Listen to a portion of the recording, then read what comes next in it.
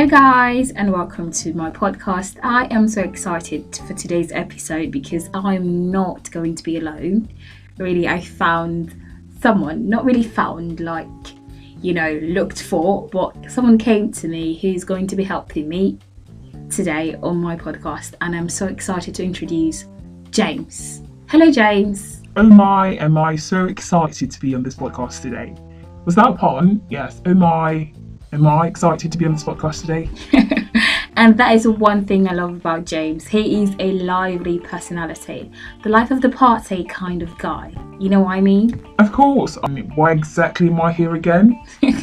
Okay, so before we go into what we have for today, let me just say one or two things about Learn English with Roo podcast. And the rationale behind, first of all, the change of name from the Devonshire podcast to Learn English with Roo podcast, and also the change of topics from what it was to what it is now. Yes, I really think that the changes you've made on the podcast, they are the steps in the right direction, because you're more open-minded, you care more about people out there who need to improve on their language skills, and I'm so proud of that. Oh, thank you so much, James. I really appreciate that. And if you notice from my last 3 episodes, we've been talking about speaking, conversations, how to improve your speaking skills as a listener. And while I'm doing that is because speaking is one of the 4 language skills, and the others are writing, listening, and and reading. So today we're going to be listening to a conversation that 2 people had, and I and James are going to be talking and discussing about it, because I think is really important that we look into the conversation that these people had. It's like a working or a business kind of conversation that they had, and so let's have a listen, shall we? Hello Mike, how are you doing today? Not too great. I have a lot of work and I'm way behind. Is there anything I can do to help? Oh, but no thanks. I really do think you have a lot on your plates too. Well, try decluttering your workspace. It might help. Oh my, I think that is a good place to start. Okay, I'll see you later then. Okay, so this is a conversation between 2 people in the workplace. And what can you say, James, that is the working relationship between these 2 people? Are they like pals, or are they like really good friends? Let's start off from there. Well, at first, looking at the conversation and the words that were used, I would say that they both may not have a very close working relationship.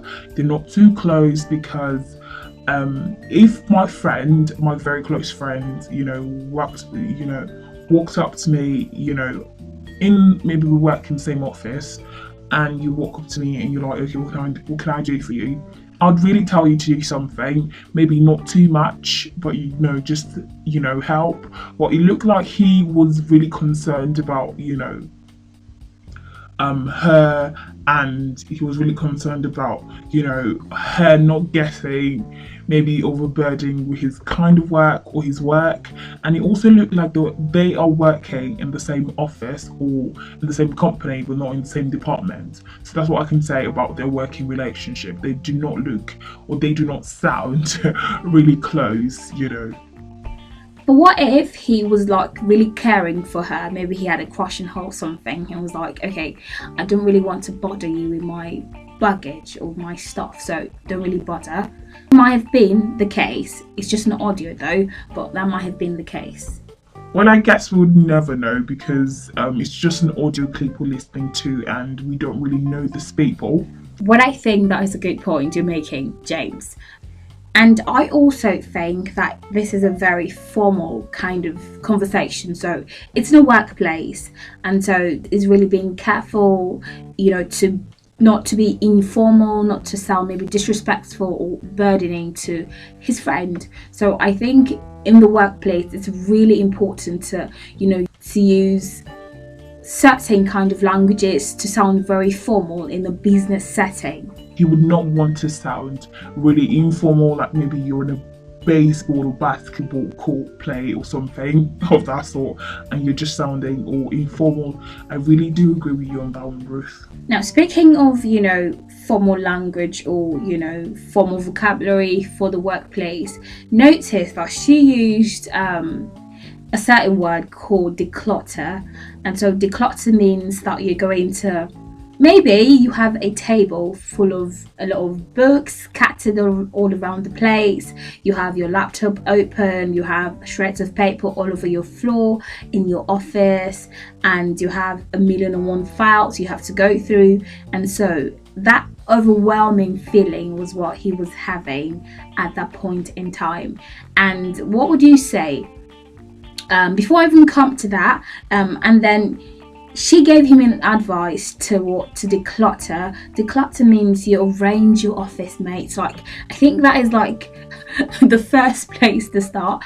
Arrange your office. And I personally like a very free workspace, because when I'm working in a free workspace, I have my mind clearer, and I'm not like thinking about 1,000,001 things to do at the moment. I think, and I know and I've experienced that when you are working in a very scattered, overbearing environment, you have all the tendencies in the world to get overwhelmed with the tedium, of work, and then start feeling, okay, I can really do this. But when you arrange, declutter there means to arrange, remove too much paper you have in your table, arrange it, take out a lot of rubbish in the sense that you don't really need those things at the moment, and you need to take them away so that you can have a free space, clear your head and think well.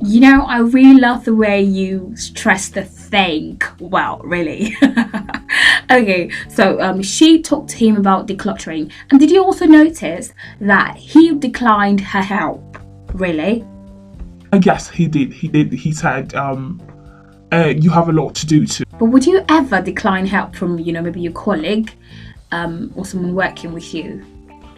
Well, I'd say it really depends on the relationship I have with the person, so that I don't, burden the person or become too in-depth into the person, But if it's my pal, oh my God, you're taking all my work.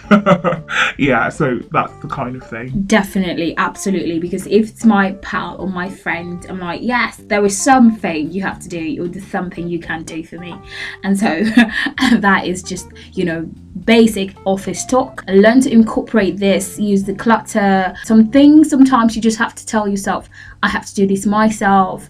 You don't have to give out work every single time. You have to learn to arrange the clutter. They clutter your workspace and arrange it, and then so that you can have a free space to think, just as James has said.